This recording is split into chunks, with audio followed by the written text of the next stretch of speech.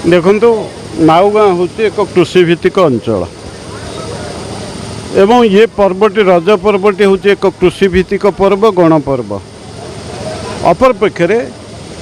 जेकोसी कार्यक्रम गोटे अंचल को परिचय दे था एवं अंचल भितर गोटे भाईचारा रखे एवं आम भितर थिबा द्वंद्व संघर्ष ऊर्ध्वे रही गोटे समाज को गढ़िबार जो आवश्यकता था नाउगाँ अंचल मु देखुची जे आमर किछि गठनमूलक चिंताधारार मनीष माने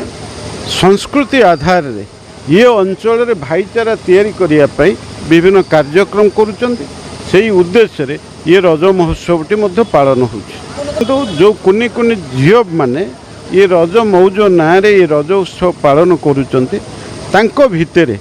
ये रज उत्सव संस्कृति कौन अतीत दिन रे रज उत्सव को किभली भाव में पालन करा जाउथिला दोली खेलर मजा कौन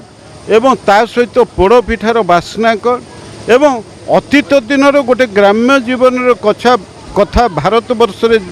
प्राचीन भारत वर्ष रे जहाँ थिला ये पिला मान मध्य शिखुचंती एवं ये रज महोत्सव जरिया रे ये अनेक कथा को मध्य कार्य रे लगौचंती। तेणु जहाँ फल रे सेमाने आगु को गला बेले पुराणा कालर कथा आम पर्वपर्वाणी कथा आम संस्कृतिर कथा से जानिबे एवं निजको जोड़िबे ये जो व्यवस्था।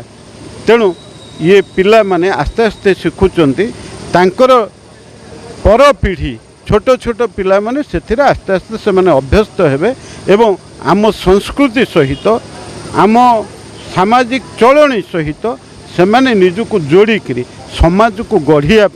एक प्रेरणा पाइबे एवं उत्साहित हेबे।